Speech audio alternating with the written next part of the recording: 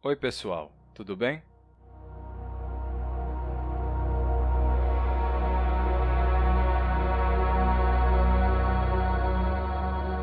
Boas-vindas à segunda parte da nossa série de 3 vídeos sobre os numerais de 11 a 20. Hoje vamos resolver o mistério do 18 e outras coisas também. Não é necessário ter visto o primeiro vídeo para poder ver esse vídeo aqui. A primeira parte pode ser vista depois, sem problema. Esses vídeos estão sendo feitos em resposta a uma moça que tinha se gravado perplexa com os nomes de alguns números. Eu ainda não consegui encontrar o vídeo dela de novo, mas eu vou continuar aqui com a minha resposta. No vídeo passado, já fomos do 11 até o 15. Hoje é dia de ir do 16 até o 19. E nesses numerais encontramos novos mistérios. Por que há uma ruptura do 15 para o 16? A gente tem 11, 12, 13, 14, 15, 16, 17, 18 e 19. Tem uma troca na estrutura dos numerais, né, na passagem do 15 para o 16. E por que algumas línguas românicas fazem essa ruptura na passagem do 16 para o 17, em vez de ser na passagem do 15 para o 16? E também tem o mistério do 18. Por que não é 16, 17, 18, 19? Por que é 18 em vez de 18? Vou explicar, mas antes é importante falar sobre as variações em português nos numerais do 16 ao 19. No Brasil, é comum que a gente diga e escreva 16, 17 e 19. Mas, em Portugal, o comum é que seja 16, 17 e 19. Só que essa forma com A não existe somente em Portugal, tá? No Brasil também existe. Eu tive um professor chamado Alzir, que é do interior do Ceará, e ele dizia 17, por exemplo. E o pai dele também, né? Ele aprendeu a falar assim com o pai dele. Então, essa variante existe também no Brasil, só é muito rara. Mas também tem brasileiros que dizem 17. Tá? Mas, em Portugal, essa é a forma comum. E em galego, que faz parte do sistema linguístico galego-português, também é com A, assim como em Portugal. Isso pode ser explicado porque, na origem, em latim, você podia formar esses numerais de duas formas. Você poderia dizer decem et septem ou decem ac septem, certo? Ac, de forma geral, é um sinônimo de et. Tem alguns casos em que ac pode ser usado e et não, mas, de forma geral, dá para dizer que são sinônimos. Então, você poderia dizer decem et sex, decem et septem e também decem ac sex, decem ac septem.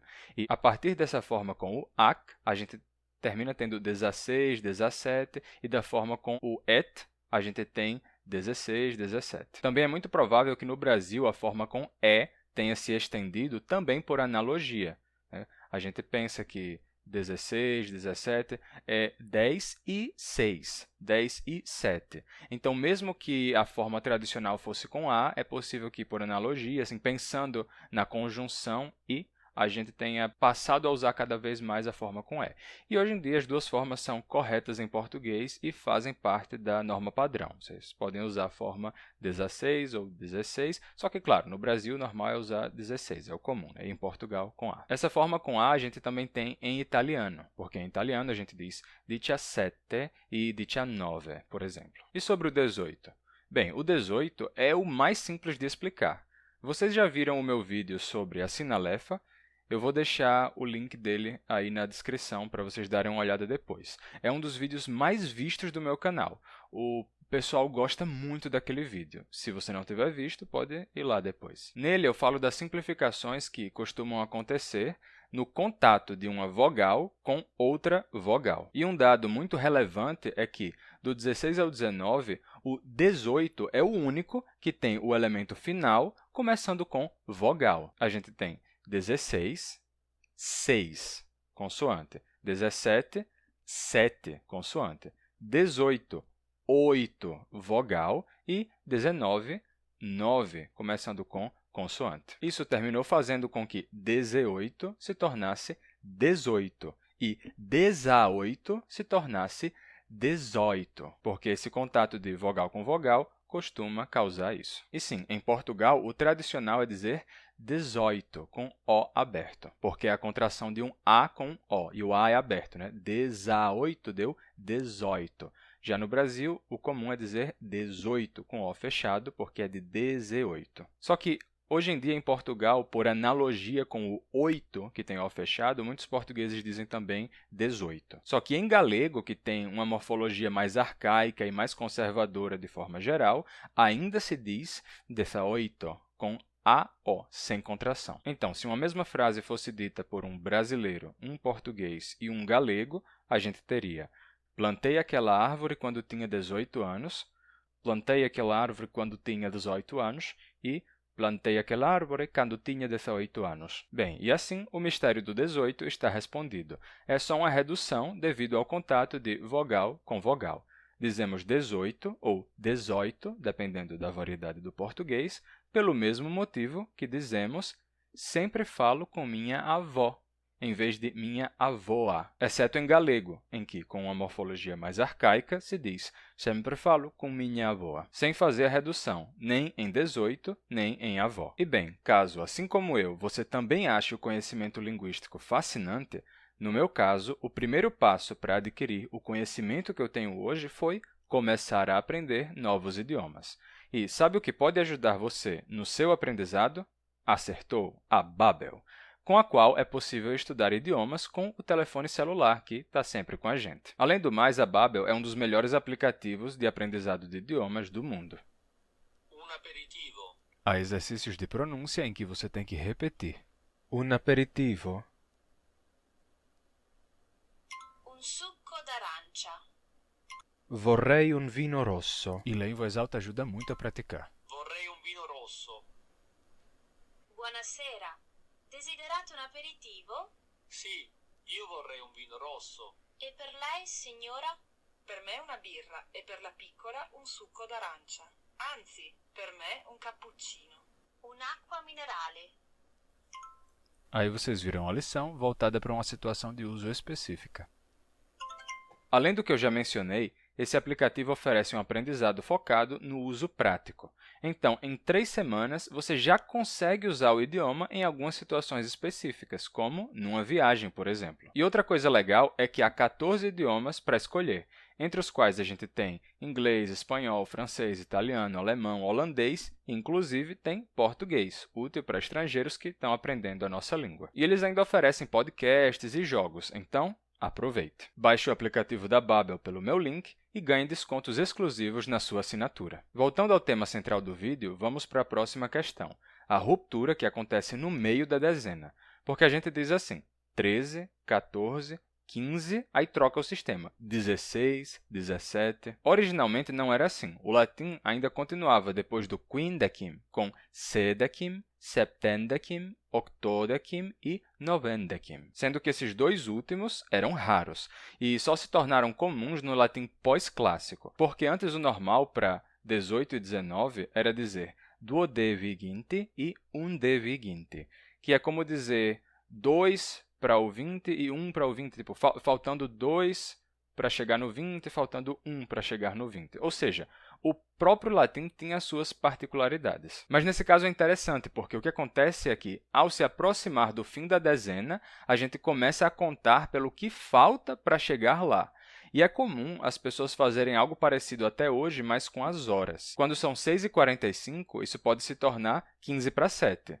Mas 6h15 não é 45 para 7. Ainda assim, os costumes vão e vêm, e no caso do latim, as formas duodeviginte e undeviginte terminaram sendo abandonadas. Exceto no uso culto da língua. Na língua culta e escrita, eles continuaram usando, mas no falar isso desapareceu e é tanto que não chegou às línguas românicas modernas. Mas, e se numa realidade alternativa, sedecim, septendecim, octodecim e novendecim tivessem se mantido e simplesmente mudado foneticamente até chegar a nós? Siga-me e pondere a questão. O que aconteceria se? Bem, aconteceria que, em vez de 15, 16, 17, 18, 19 e 20, teríamos 15, 16, 17, 18, 19 e 20. Entretanto, a gente terminou mantendo essa maneira de formar os numerais só até o 15. Mas por quê? Há diferentes fatores envolvidos nisso. Um é que a mente humana gosta de padrões simples para números maiores. No caso de números menores, que são mais comuns no dia a dia, a gente só memoriza os nomes deles, sem entender a lógica por trás. Mas não tem como manter um sistema em que a gente só memoriza os numerais infinitamente um a um para sempre. Chega uma hora em que a gente precisa construir os numerais de forma que a gente entenda melhor a formação deles. E, em algum ponto, vai acontecer essa ruptura, ou seja, a língua, no começo, vai seguindo um sistema menos transparente, até que um sistema mais claro comece a ser usado. E por que essa ruptura acontece no 15? Bem, o 15 é um número importante nas contagens. Ele é o último múltiplo de 5, ou seja, uma mão, antes de fechar duas dezenas.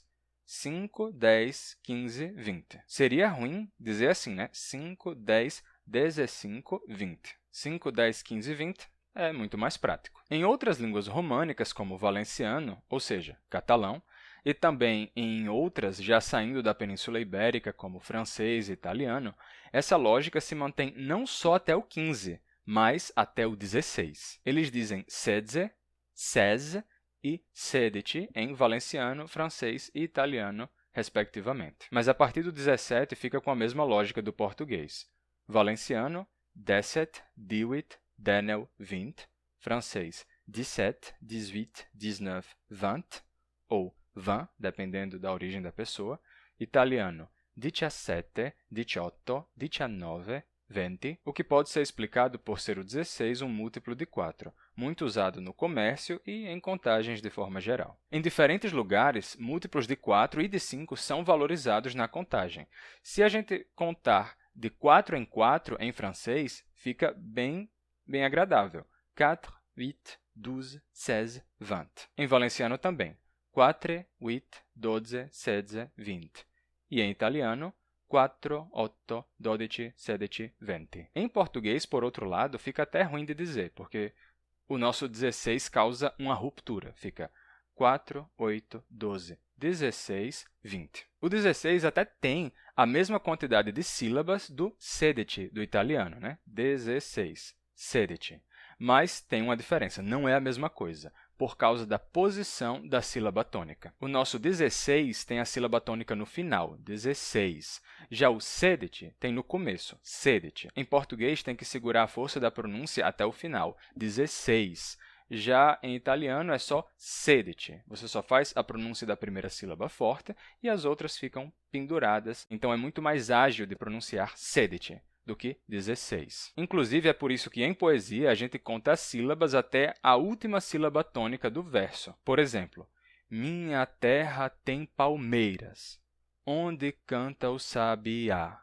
Certo? Esses dois versos têm a mesma quantidade de sílabas, porque a gente conta na sílaba do verso até a última tônica. Então, a gente conta minha terra tem palmeiras, não conta o ras, não é tem palmeiras, é minha terra tem palmeiras, onde canta o sabiá. Então, apesar de palmeiras ter uma sílaba que vai além, na prática, para a finalidade da métrica, tem a mesma quantidade. Minha terra tem palmeiras, onde canta o sabiá, certo? Bem, mas no mundo alternativo, em que a gente tem 16 em vez de 16, seria 4, 8, 12, 16, 20. Seria bem mais agradável, né, de fazer essa contagem de 4 em 4 do que 4, 8, 12, 16, 20. E isso, essa valorização do 4 e do 5, né, dos múltiplos de 4 e de 5, isso pode explicar por que a ruptura acontece no 15 ou no 16 em diferentes línguas românicas, em vez de parar num 11, ou 13, ou 17, que são números primos. Outro bom candidato para essa ruptura, seguindo essa lógica, seria o 12, um múltiplo de 4. E um ótimo múltiplo de 4, porque é divisível por 2, por 3, por 4 e por 6. Mais ainda do que o 10, né? Em base 10, ele é divisível por 2 e 5. E aí, será que eu tenho algum exemplo em alguma língua dessa ruptura acontecendo no 12? Mas é claro que eu tenho. Em línguas germânicas, como inglês, holandês e alemão, a ruptura acontece no 12, que é um múltiplo de 4. Depois do 12, o sistema muda. Em inglês, 11, 12, 13, 14 e assim continua. Em holandês, 11, 12, depois 13, 14 e continua. Em alemão padrão, a gente teria 11, 12 e depois 13, 14 e assim vai. E uns Hikiano, 11, 12, 13, 14 e por aí vai. Viu? No caso deles, a ruptura ficou depois do 12. E caso não tenham percebido, o teen dos numerais de 13 até 19 em inglês é uma forma modificada do 10, ou seja, 10. E foi a partir daí que criaram, no começo do século XX, o termo teenage, adolescência, ou seja, quando a sua idade passa a terminar com teen, ou seja, teenage, a idade do teen. Mas quer dizer que vai ser sempre num múltiplo de 4 ou 5 que vai ter essa ruptura em qualquer língua? Não, tá? Isso são só coisas que podem influenciar, não uma regra universal. Bem, e indo mais uma vez para uma língua românica, temos o caso do romeno, que é o mais regular. Em romeno não tem quebra nenhuma, vai do 11 até o 19, seguindo a mesma lógica. Uns presece, dois presece, três presece, até novas presece. Esse spre do uns presece, dois presece, ele vem da preposição do latim super, que em romeno significa em direção a. Em latim, super é sobre, mas em romeno ele passou a significar em direção a. Porque se está sobre, né, se você vai para cima de uma coisa, você vai em direção àquela coisa, então teve uma pequena mudança de significado e passou a significar em direção a, spre. E aí quando você tem uns presece, dois presece, é tipo, é um em direção ao 10, aí eles se somam e dá 11. Dois presece, 2 em direção ao 10, então eles se somam e dá 12. Né? Então, un presece, é 1 em direção ao 10, e por aí vai. E quando chega no 20, duas et, ou seja, 2 10. 2 vezes 10. Toda a irregularidade se perdeu. É quase como se tivesse acontecido assim. Os numerais perderam o sentido. Então, vamos fazer com que eles façam sentido de novo. Só que, curiosamente, hoje, na fala popular, as pessoas reduzem. E, em vez de dizerem uns presece, dois presece, três presece, dizem simplesmente uns pé, dois pé, três pé.